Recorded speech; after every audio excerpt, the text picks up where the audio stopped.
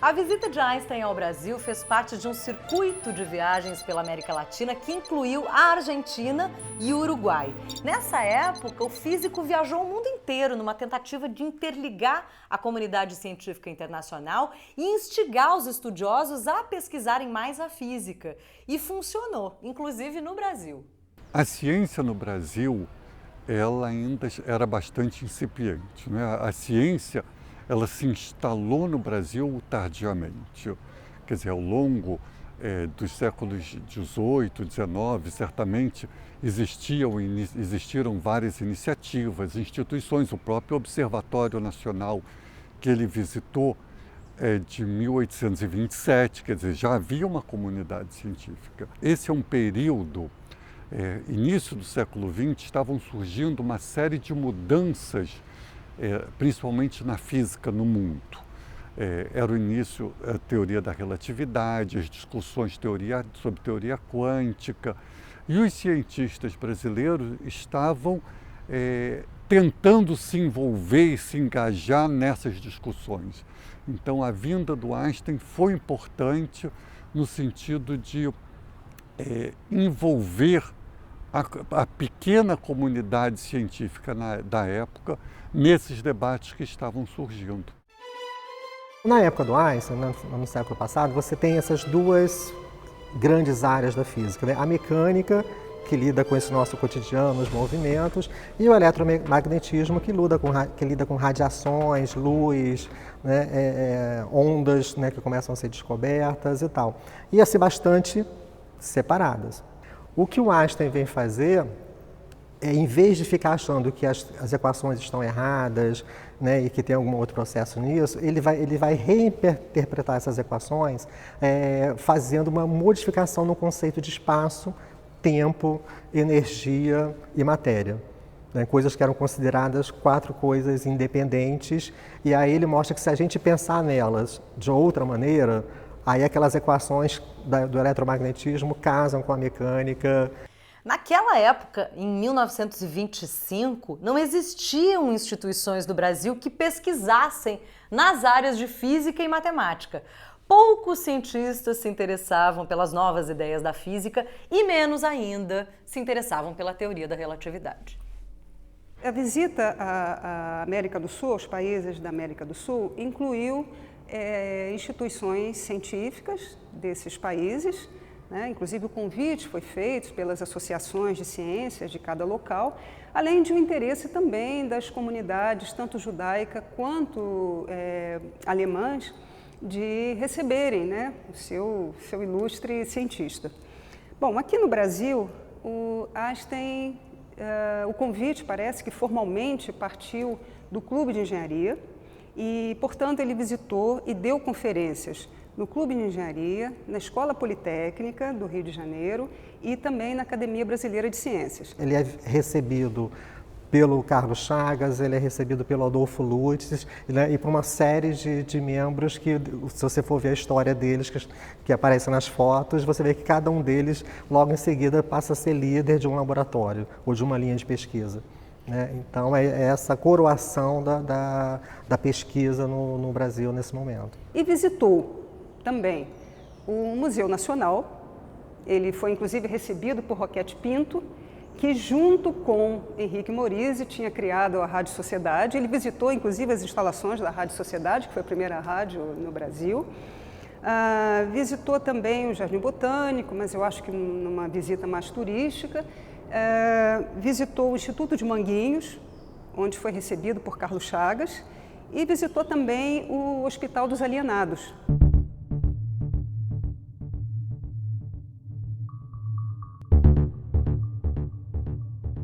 Foi no Brasil que foram feitas observações importantes que contribuíram para a sedimentação da teoria da relatividade. Você não vê isso com frequência na literatura mundial, porque houve duas expedições para fazer observações do eclipse em 1919, uma ficou na costa da África, na Ilha de Príncipe, e a outra veio a Sobral, no Ceará. O tempo lá na África ficou ruim, ficou nublado, então eles não fizeram observações boas. Então, no final, as observações boas mesmo foram feitas em Sobral, no Brasil, em 1919. Então, assim, o Einstein tinha um carinho muito grande pelo Brasil por conta disso. A imprensa se mobilizou, né? Porque o Einstein, ele já era bastante conhecido, ele já era, inclusive, já tinha sido laureado pelo Prêmio Nobel, e então foi uma personalidade, né, que visitou o Brasil. Inclusive, o jornal do Assis Chateaubriand fez uma edição especial, e parece que foi justamente quando o Einstein soube dessa edição, né, porque isso foi presenteado a ele, essa edição especial do jornal. E foi isso que motivou a frase dele, de dizer que a ideia, né, que ele tinha bolado na mente dele foi comprovada com o Sol do Brasil. O problema concebido pelo meu cérebro incumbiu-se de resolver o luminoso Sol do Brasil. Justamente quando ele ficou muito famoso, a partir de 1919, e ele disse, bom, então eu vou usar essa minha fama para divulgar também, para defender as ideias que eu acredito. Ele não só divulgava ciência, apresentava a teoria da relatividade, apresentava os desenvolvimentos que estavam surgindo na ciência naquela época, mas ele tinha um discurso político em prol do sionismo e da criação de um lar nacional judaico, como um discurso em prol da união dos países.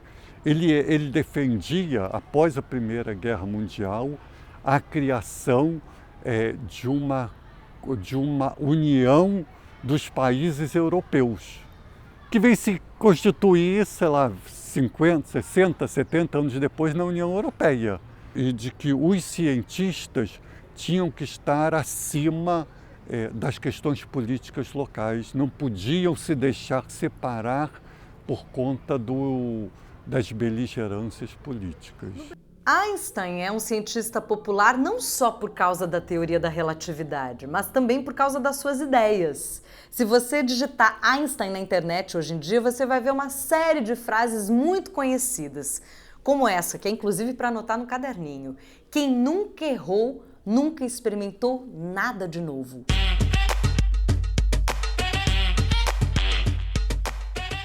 A teoria da relatividade, ela se divide muito bem em dois blocos, a teoria da relatividade especial e a teoria da relatividade geral. A teoria da relatividade especial, ela é bastante simples, é ela que nos dá aquela formulazinha que é a equação mais conhecida do mundo, que é o E igual a mc ao quadrado, todo mundo já viu de alguma forma, eu já vi pichado em muro, título de disco, é uma fórmula bem conhecida. E essa é a teoria da relatividade especial, que o Einstein lançou em 1905. Ele demorou 10 anos para chegar à relatividade geral, o que mostra a dificuldade do assunto, e a teoria da relatividade geral é a teoria que a gente usa para explicar o universo. A relatividade especial, ela relaciona a massa com a energia. O E igual a mc ao quadrado é energia, o m é massa. Então ela dá assim, uma visão do que é a natureza das coisas. Mas ela não pode ser aplicada ao universo, porque no universo existe a força da gravidade, que só vai ser incorporada a essa teoria 10 anos depois com a relatividade geral.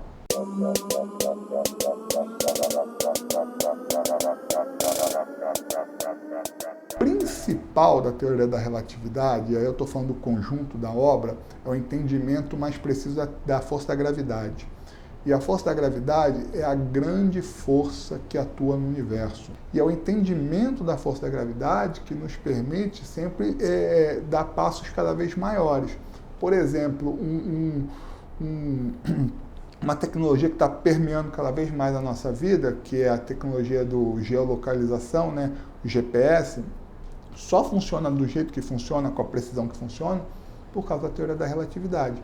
A gente consegue entender exatamente o que é o espaço, o que é o tempo, para te dar uma precisão absoluta aonde você está, em que momento que você está.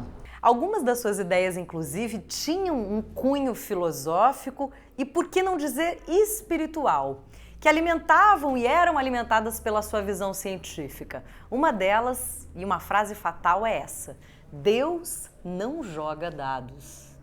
Era um cientista dedicado, digamos, ortodoxo, um cientista de fato, mas que tinha uma visão, ele brincava e dizia, ele, por exemplo, dialogava com Deus, então ele via, se surpreendia com as próprias teorias e dizia, mas não é possível, Deus deve estar brincando conosco, ele não faria uma coisa dessas. Ele terminou sendo uma figura muito simbólica, né? Quer dizer, ele tornou-se, até pela forma, quer dizer, por essa projeção política, por esse papel dele, o envolvimento depois, quando ele foi para os Estados Unidos, quando o Hitler subiu ao poder e durante a Segunda Guerra Mundial, ele se envolveu nas mais diversas causas sociais, não é? Quer dizer, se nós lembrarmos Estados Unidos, pós-Segunda Guerra, havia um racismo terrível.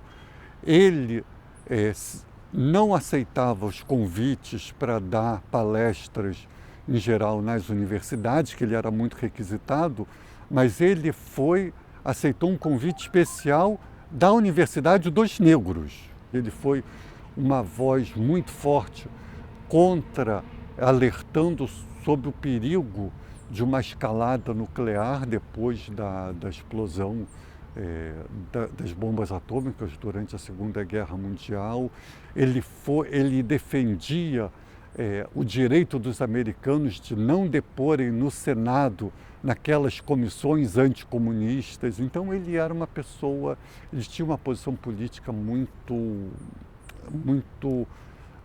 clara, muito atuante. Penso 99 vezes e nada descubro. Deixo de pensar, mergulho num silêncio profundo e eis que a verdade se revela. A gente hoje está entrando em uma era que é a nanotecnologia, que é exatamente a gente é capaz de manipular moléculas, né? Só que a gente, talvez no próximo século, a gente chegue na etapa anterior, que é manipular átomos, né, e subpartículas, mas sem causar esses estrondos, né, como foi a bomba atômica e coisas do nível, e pensar usos pacíficos e úteis para a sociedade.